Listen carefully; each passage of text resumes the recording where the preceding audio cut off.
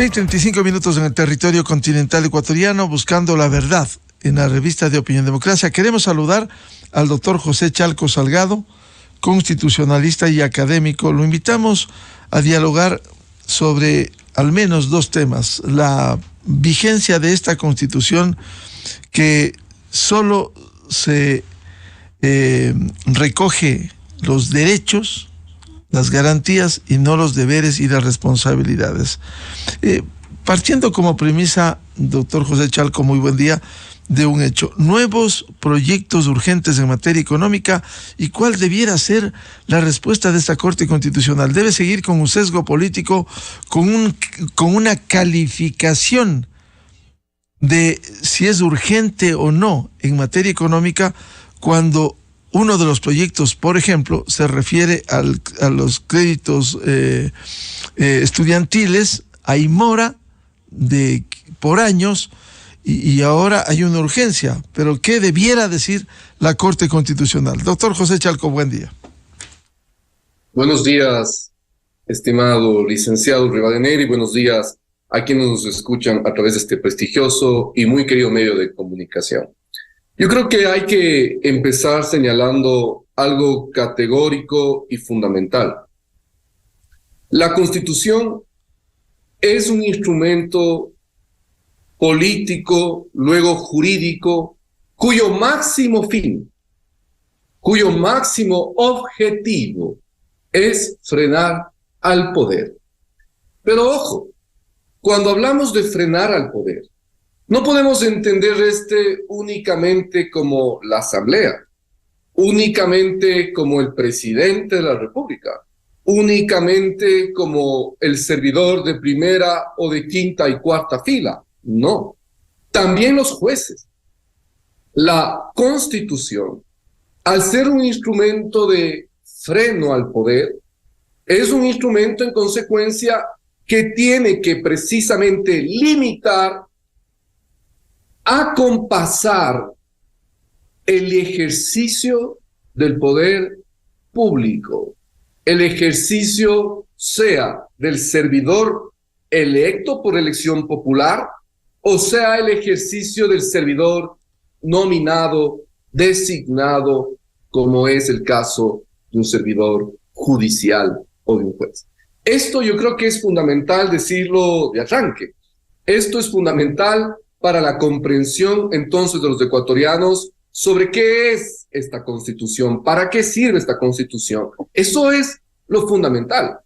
Y una vez que la Constitución cumple su objetivo de frenar al poder, entonces ahí sí, reestructura el Estado, hace una estructuración orgánica del funcionamiento del Estado y entrega derechos, obligaciones a los seres vivos. Pero yo decía derechos y obligaciones, y esto además es connatural a la forma de gobierno republicana, en donde no solamente es la entrega de derechos a los ciudadanos, sin que exista a la par obligaciones de las instituciones públicas, de los servidores y funcionarios públicos, primero, en respetar la Constitución, de arranque, en respetar la Constitución.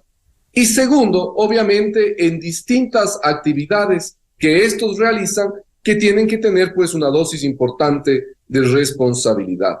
Y ahí estamos en el Ecuador, nuevamente con los conflictos, yo diría, de siempre, sobre el grado de respeto, el grado de acatamiento precisamente a la Constitución. Y estamos además en un momento complejo, en el sentido de que el máximo órgano de tutela constitucional, el máximo órgano convocado precisamente a controlar la Constitución, parece ser que ha cometido distintos equívocos en esta responsabilidad de cuidar la vigencia de la Constitución, y que ha hecho diferentes interpretaciones que parecen ser, no son precisamente las apropiadas y las más ajustadas al espíritu de lo que buscó la Constitución. Pues claro, la Corte Constitucional en este momento hay que partir de lo siguiente: no es un órgano que está reemplazando a la Asamblea Nacional.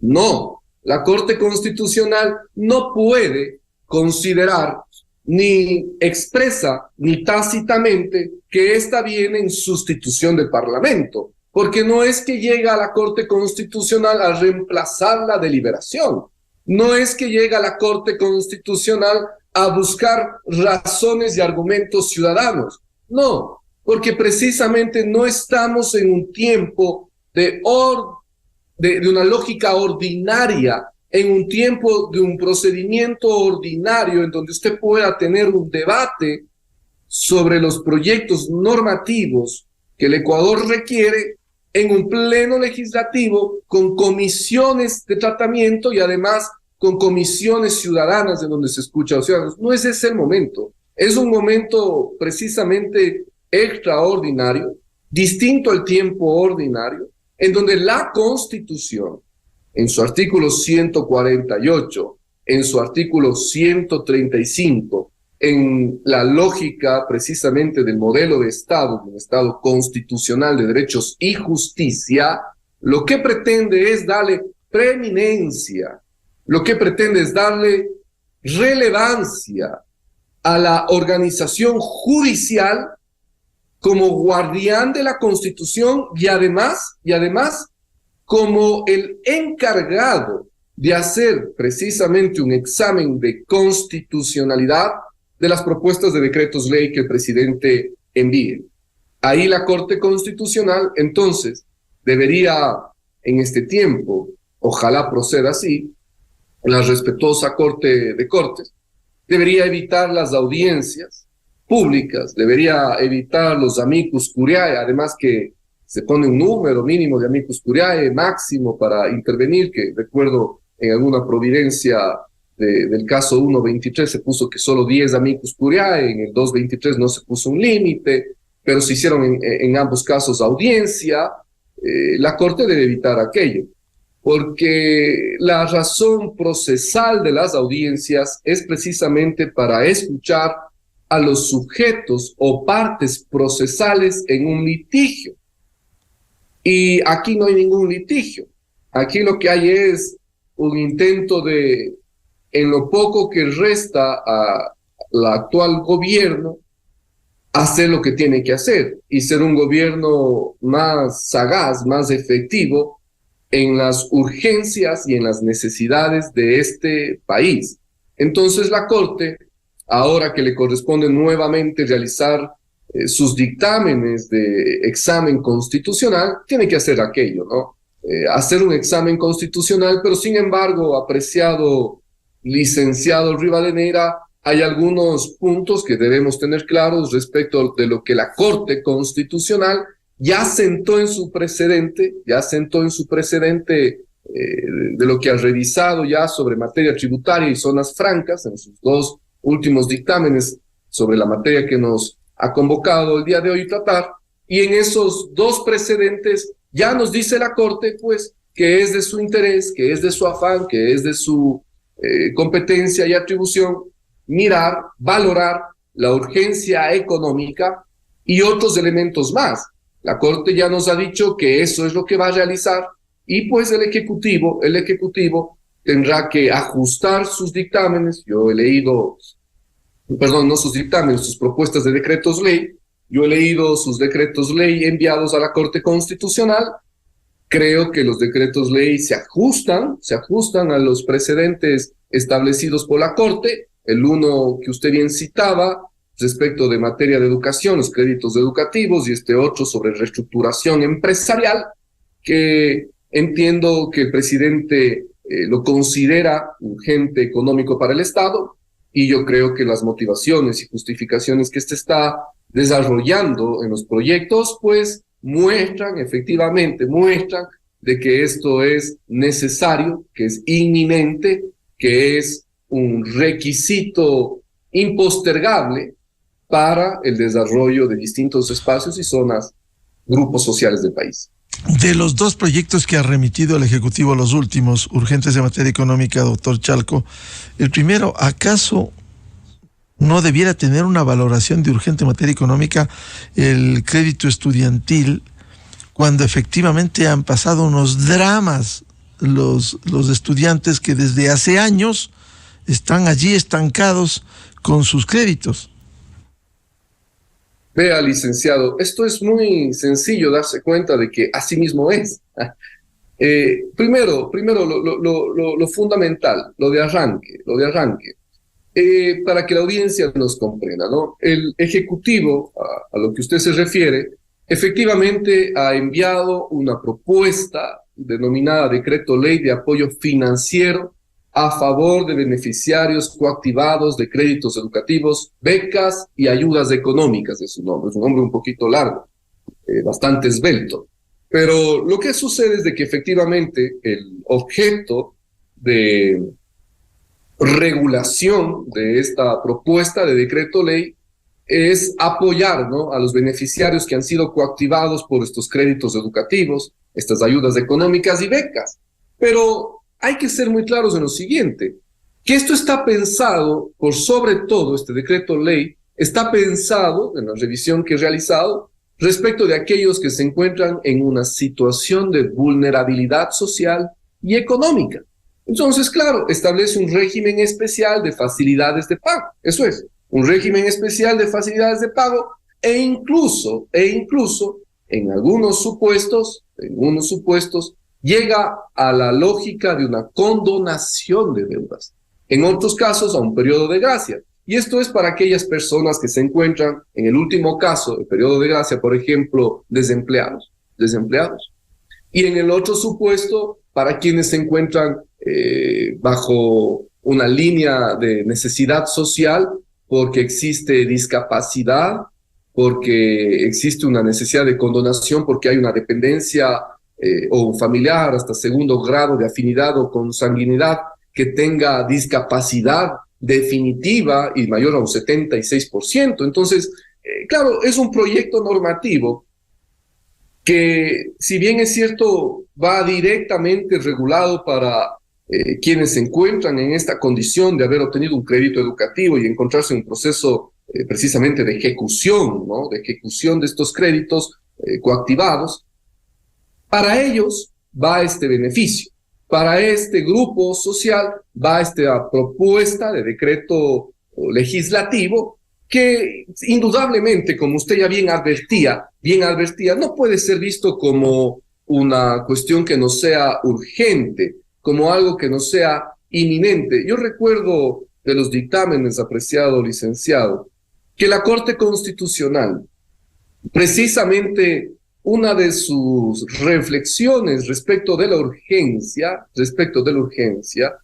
era que se mire que estos decretos que el presidente expida en este periodo tengan que ser aquellos que implican un efecto inmediato y aquellos que muestran precisamente, desde los supuestos que la Corte definió para la verificación de la urgencia, aquellos que demuestren que responden a circunstancias apremiantes. Este era el término que la Corte utilizó. Circunstancias apremiantes que muestran plausiblemente una respuesta inmediata, que requieren plausiblemente una respuesta inmediata por parte del gobierno nacional. Si nosotros hacemos entonces un ejercicio valorativo y si la Corte Constitucional no nos cambia el precedente, sí, esto también es importante porque ya hemos reflexionado con usted mismo en este espacio tan importante de esta dificultad que suele presentarse y ausencia de seguridad y de certidumbre cuando la Corte cambia, si en enero del 23 nos dice algo y ya en junio del mismo año 23 o en julio ya nos cambia. Esperemos que no cambie el precedente, esto hay que decirlo porque constitucionalmente nos ha puesto en situaciones muy complejas la Corte cuando nos cambia el precedente todo el tiempo. Entonces, si es que no nos cambia el precedente y se mantiene esta visión de la Corte Constitucional que dijo expresamente que la urgencia económica se verifica cuando el proyecto normativo responde, dijo, a circunstancias apremiantes que plausiblemente requieren respuesta desde el gobierno nacional, asumimos los ecuatorianos, constitucionalmente así debería ser, de que este proyecto normativo en consecuencia tiene que contar con dictamen de constitucionalidad, de conformidad con el artículo 148 de la Constitución. Licenciada, estamos hablando de esto porque somos respetuosos del orden constitucional y porque nos toca respetar lo que dijo la Corte en su último dictamen respecto de los decretos ley, porque somos respetuosos del orden constitucional. Caso contrario, volveríamos al debate argumentativo suficiente que lo hemos hecho ya en el país, de que la Corte no debía calificar la urgencia económica. Y sumándome a los argumentos del profesor Hernán Salgado, más importante constitucionalista que tiene el Ecuador, pues obviamente la urgencia económica viene calificada por el presidente de la República. ¿Qué debiera pasar entonces, doctor Chalco, con estos dos proyectos? Insisto, al menos el uno, hay una expectativa en quienes adquirieran un crédito educativo y simplemente están con serios problemas desde hace tiempos y no hay manera de solucionarlo. Si esto es urgente, ¿cómo debiera entender la Corte Constitucional? La Corte Constitucional, cumpliendo su precedente, siendo jueces inmiscuidos, además, en los motivos de la realidad que decreta o que lleva el decreto que trae el presidente, precisamente deberían dar un dictamen de constitucionalidad respecto del decreto ley en materia de créditos educativos. No hay por dónde perderse. Por las reflexiones que he señalado, bajo el principio de cumplimiento de la jurisprudencia y precedente de la misma Corte, valorando que de conformidad a la ley orgánica de garantías jurisdiccionales no existen razones o hechos para apartarse de sus precedentes ya establecidos, aquí hay indudablemente un decreto ley en materia de urgencia económica, que el país lo requiere, y que además yo no veo vicios de constitucionalidad. Si vamos a lo que de fondo sí debe hacer la Corte, que es mirar la coherencia, compatibilidad constitucional, yo no veo que el decreto ley en materia de crédito educativo tenga vicios de constitucionalidad. De la revisión que tengo, insisto, lo que hace es condonar deudas para personas que tengan hijos dependientes en estado de discapacidad, que además esta discapacidad sea mayor al 76%, hace además una suerte de facilidades de pago, ¿sí? Y en esa línea, pues esto, bajo la suerte de una reflexión de las dificultades económicas, la situación apremiante, post-pandemia, etcétera, viene bien. Y además, por lo que usted señaló al inicio, licenciado, efectivamente el país ha visto a sobra cómo el problema de los créditos educativos es una dificultad mayor que no puede ser inobservada por el gobernante. Hablemos del segundo decreto, si a usted le parece. Sí, por favor. La segunda propuesta de decreto ley, de lo que yo he revisado, es aquel denominado de reestructuración empresarial. Y entonces, si usted revisa, licenciado Rivadeneira, yo lo he hecho, inmediatamente las reacciones son en contra. Es que se han quedado con el título. Y como aquí, en este país, lamentablemente, los empresarios son mal vistos porque dan trabajo, nos hemos quedado con el título de reestructuración empresarial y ya con eso no vale. Y ya por eso dicen que esto no va a pasar por el filtro de la Corte Constitucional.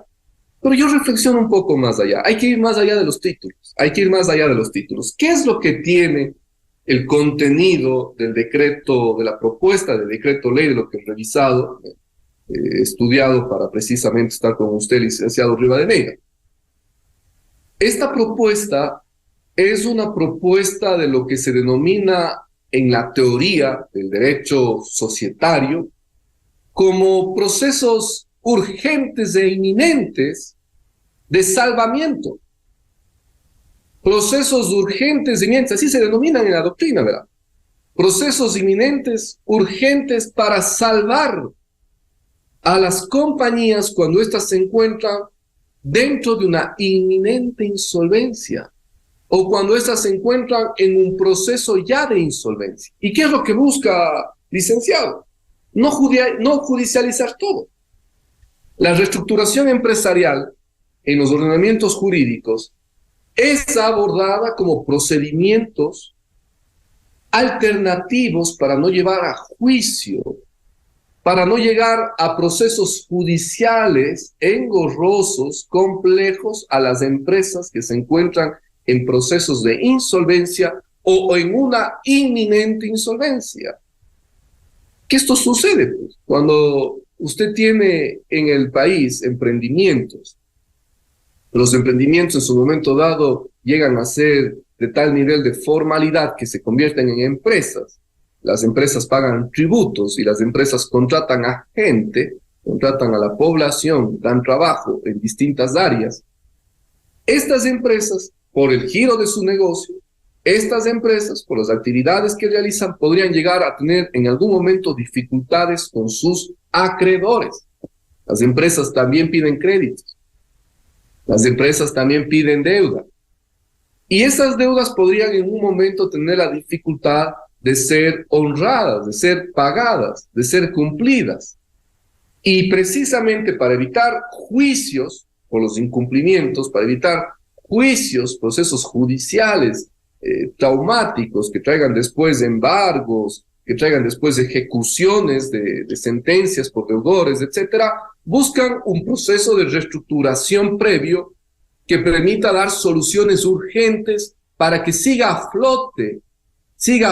No hablemos de empresas, hablemos de una persona jurídica que tiene una actividad comercial y que da trabajo a la gente. Eso es todo. Entonces, ese es el segundo decreto ley.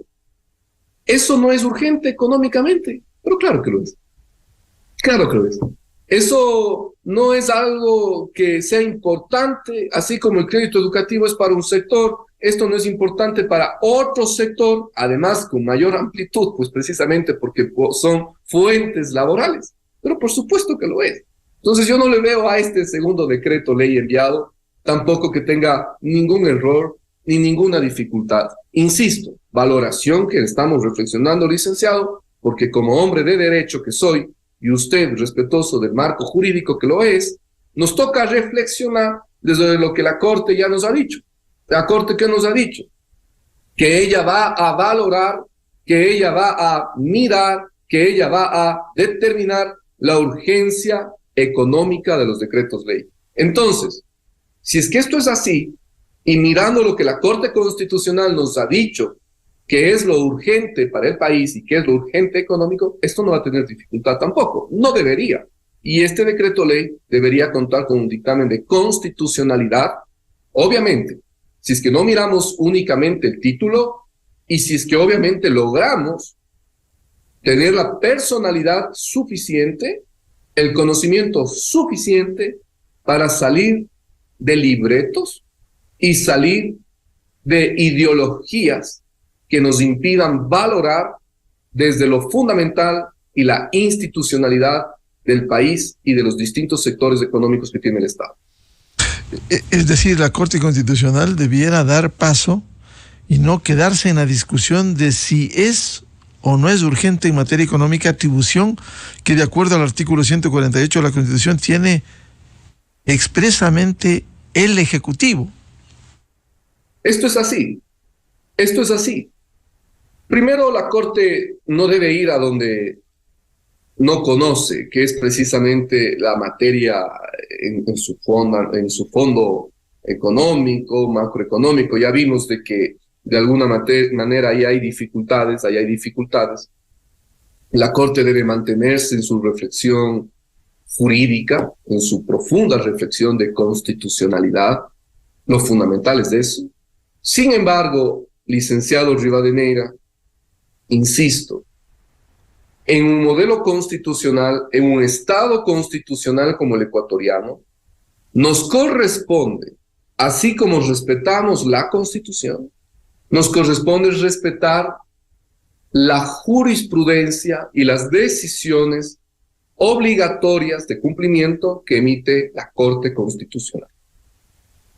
Dentro de las decisiones que ha emitido la Corte Constitucional está el dictamen 123 y 223 UE de urgencia económica. Estos dos dictámenes.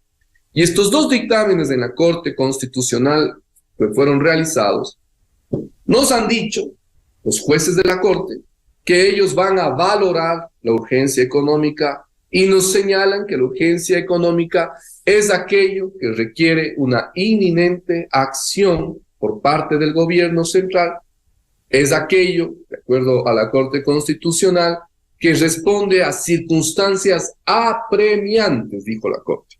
Circunstancias apremiantes. Entonces, si nosotros tomamos a la Constitución y además a los dos dictámenes que fueran emitidos por la Corte Constitucional, que insisto, son de obligatorio cumplimiento y suponen un precedente a observar, observadores del Estado constitucional y respetuosos del Estado constitucional, como somos y debemos ser, nos toca mirar lo que la Corte ha dicho. Y la Corte nos ha dicho que va a valorar la urgencia económica. Y la Corte nos ha dicho que la urgencia económica son circunstancias apremiantes que implican una necesidad plausible de que el gobierno nacional regule dicha situación. Cuando usted tiene personas en situación de vulnerabilidad socioeconómica que no pueden cumplir con los créditos educativos que han sido obtenidos, ¿esa es una circunstancia apremiante? Lo es. Requiere que el gobierno nacional se pronuncie, el gobierno nacional regule facilidades de pago, condonaciones, como usted está diciendo. Está bien, yo le veo que es una circunstancia apremiante. Hay urgencia económica, entonces, desde el precedente de la Corte, insisto.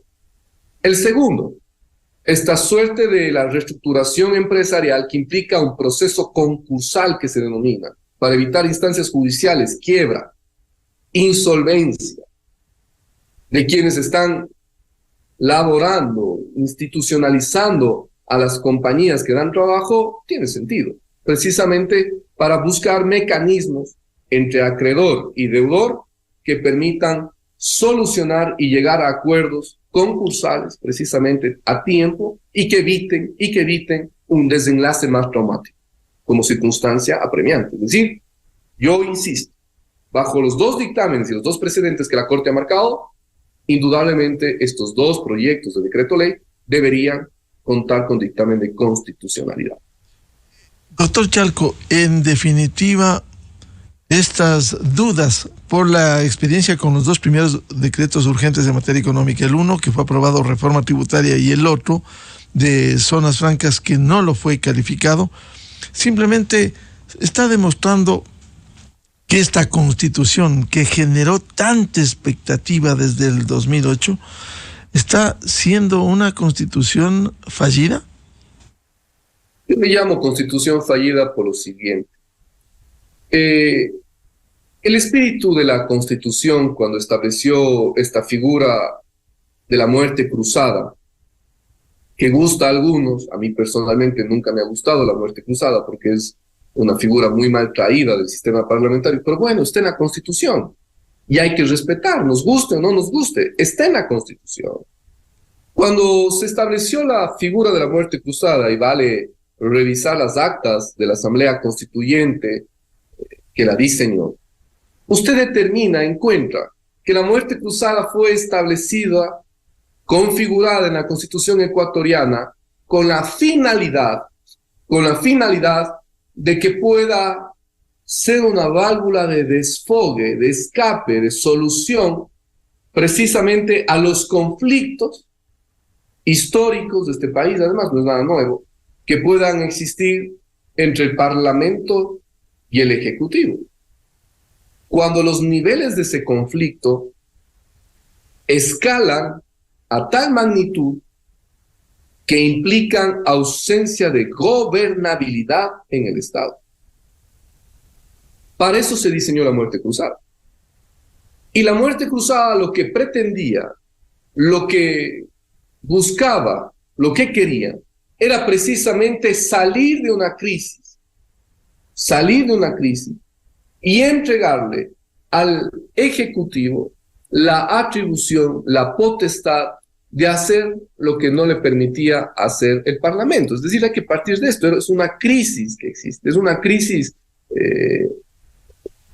permanente, si usted quiere, una crisis de alto grado entre el Ejecutivo y el Legislativo. Y durante este periodo, si es que se activaba la muerte cruzada por parte del presidente, es que esto hay que saber, porque la muerte cruzada también puede activar la Asamblea. Y si lo activaba la Asamblea, esta atribución no pasaba. Pero como activó el Ejecutivo de conformidad con el 148, nace la atribución en el Ejecutivo de hacer decretos ley. Esto es lo que la Corte no está reflexionando. La Asamblea Nacional, de conformidad con el artículo 130, podía también hacer la muerte cruzada. De hecho, en junio del 22 la activó, no tuvo los votos. Podía también lograr la muerte cruzada, pero ¿quién se quedaba legislando? La Asamblea, pues. Y el vicepresidente asumía la presidencia. Pero el presidente o vicepresidente, si es que hubiera activado la muerte cruzada a la Asamblea, no tenía atribución de hacer decretos ley. ¿Por qué? Porque hay una Asamblea. Es que esto no reflexiona la Corte. Aquí lo que sucede es a la inversa. Activó la muerte cruzada el presidente. Entonces se va a la Asamblea. No hay Asamblea. Entonces, ¿a quién le corresponde hacer decretos, leyes de urgencia económica? Es al presidente. Y la Corte no debe entrar a reflexionar sobre, no debió, nunca debió ir a la reflexión sobre urgencia económica, porque le está desnaturalizando a lo que estamos reflexionando, licenciado, a esta válvula de escape constitucional, a esta fórmula diseñada a sabiendas, además. A ver, es que aquí no hay que olvidarse, ¿quién hizo la Constitución del 2008? Esto fue un proyecto del expresidente Correa, a quien no le servía solamente ser un hiperpresidencialismo en el sistema, sino que siempre queríamos más poder en torno al presidente. Entonces, ¿qué pasa, Corte? O sea, no hay por dónde perderse. La Constitución responde a un sistema hiperpresidencialista. Y estoy comparando. Si la Asamblea, insisto, conforme al artículo 130 de la Constitución, activaba la muerte cruzada, ella se quedaba legislando, no se iba. Solamente sucedía que el vicepresidente asumía la presidencia, eso es todo. Ese no es el camino elegido en el Ecuador. En el Ecuador lo que sucedió es que el presidente, de conformidad con el 148, activó la muerte cruzada. Y cuando el presidente la activa, se va al Parlamento. Y por eso es que la Constitución, entonces, le establece la atribución de generar decretos ley de urgencia económica, que se llaman así, no es para que la Corte los valore. Es urgencia porque no hay Parlamento. Se denominan de urgencia económica en el derecho constitucional aquellos decretos de atribución presidencial. Entonces, no es que es para que se valore la urgencia y no es para que la Corte reemplace a la Asamblea, por más que nos diga la Corte en los dictámenes de que no reemplaza a la Asamblea. Cuando usted, Corte, me hace audiencias sin que exista conflicto entre dos partes, ¿qué me está diciendo? Que quiere reemplazar a la deliberación de Habermas, que está haciendo un proceso deliberativo. Eso nos está diciendo. Y que usted ha excluido su competencia o su lógica de un órgano riguroso, técnico, constitucional. Y que nos hemos convertido en un órgano político, pues. Claro, político. ¿Por qué político? Porque estoy escuchando a las diversas ideas. Porque estoy entrando en debate argumentativo de distintas ideas políticas y no necesariamente jurídicas, claro. Por ello no debió dar paso a los amicus curiae conceptualmente, más allá del derecho que hay para presentarlo, este recurso. Vea, licenciado, yo hasta los amicus curiae creo que estaban bien. Lo que no estaba bien era la audiencia. ¿Sí? Si usted quiere, hasta un extremo podemos ir a los amicus curiae. ¿Qué son los amicus curiae? Reflexiones de juristas o de expertos en una materia que le dicen a la Corte, oiga, Corte, yo les sugiero resolverla así. Eso es. Hasta eso tenía sentido, licenciado. Digamos lo que tenía sentido. Porque llegaba un documento a la Corte ingresaba el documento a la Corte, los jueces de la Corte leían más argumentos y más razones, aparte de las 9 que ya están ahí con sus asesores muy respetados.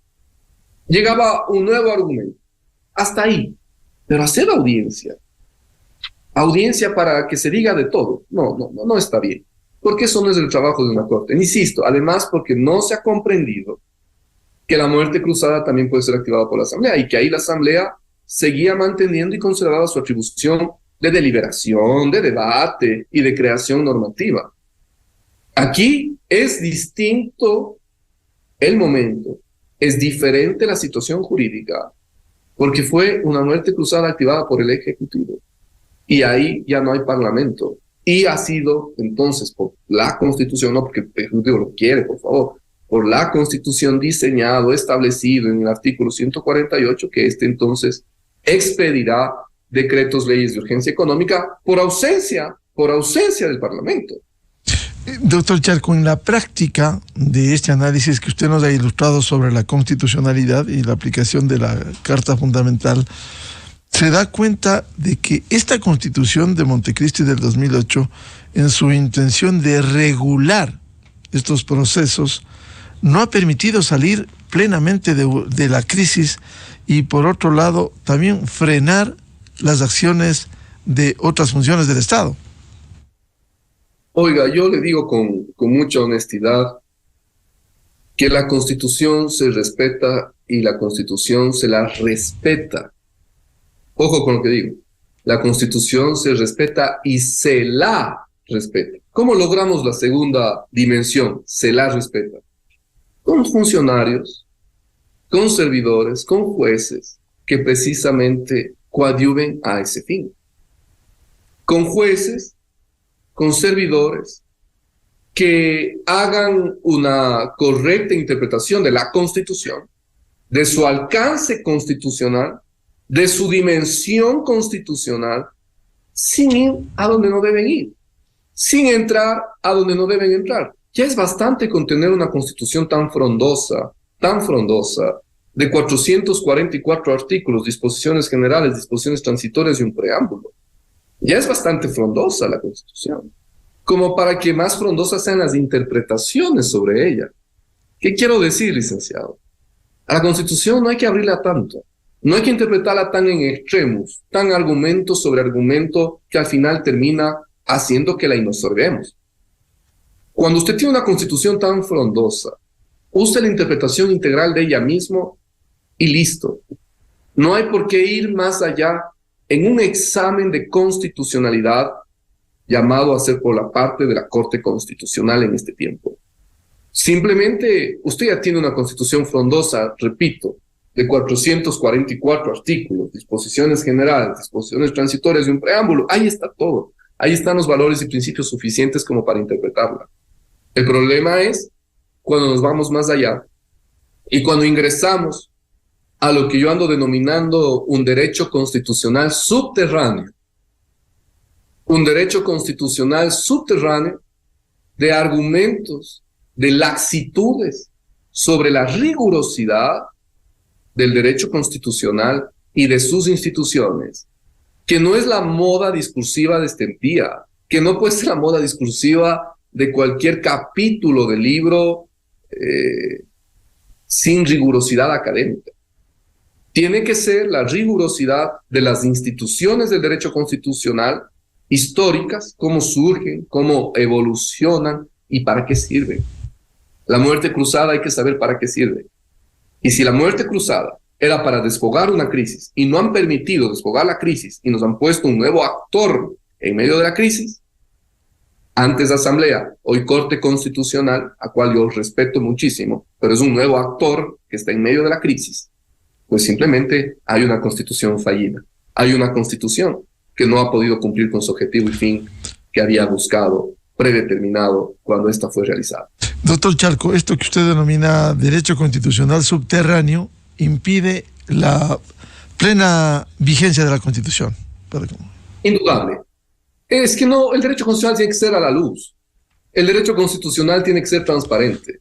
Transparente en su reflexión y transparente en la comprensión de sus instituciones. A mí me parece que es un derecho constitucional subterráneo, cuando usted encuentra argumentos discursivos para reflexionar sobre lo que ya fue reflexionado históricamente en la academia y en la doctrina, para reflexionar y encontrar nuevas razones y nuevos argumentos que quitan la rigurosidad del derecho constitucional y le convierten en una cuestión relativa. Esta relativización de todas las instituciones a mí me molesta, porque no hay rigurosidad entonces ya en el estudio constitucional, porque ya no hay rigurosidad en las instituciones del derecho constitucional. Usted tiene que cumplir con un derecho constitucional serio, riguroso, respetuoso de por qué surgieron las disposiciones, las instituciones, los valores, los principios, las reglas que están establecidas en la Constitución. Pero cuando usted encuentra reflexión sobre reflexión, argumento sobre argumento, para darse las vueltas y relativizar a todo, bienvenido el derecho constitucional subterráneo, que hace mucho daño al país, y que yo lo rechazo, y que yo creo que en consecuencia, por las razones, los argumentos que hemos dado, esto es clarito, no hay por dónde perderse, esto es clarísimo. Yo creo que la audiencia tiene mucho más claro hoy en día las reflexiones constitucionales en este país, y ya no es una cuestión que solamente lo manejan en un órgano cerrado, a puerta cerrada. Yo creo que los ecuatorianos hemos llegado a tener mucha más conciencia de lo que se está haciendo bien y de lo que se está haciendo mal en este país. El doctor José Chalco, académico y constitucionalista en la revista de opinión Democracia. Enseguida, en la revista de opinión Democracia. Muy amable, 7:17 minutos en el territorio continental ecuatoriano. Vamos a una pausa publicitaria y ya volvemos. Tenemos previsto diálogo con el ministro de Gobierno, doctor Henry Cucalón. Desde 1984 con Gonzalo Rosero. La revista de opinión Democracia. Siempre líderes, siempre confiables. Enseguida regresa Miguel Rivadeneira a la búsqueda de la verdad. Inicio de espacio promocional y publicitario. Esto es desafiar todo lo que conoces del lujo y la exclusividad. Esto es Nissan Qashqai, un SUV con ingeniería japonesa y ensamblaje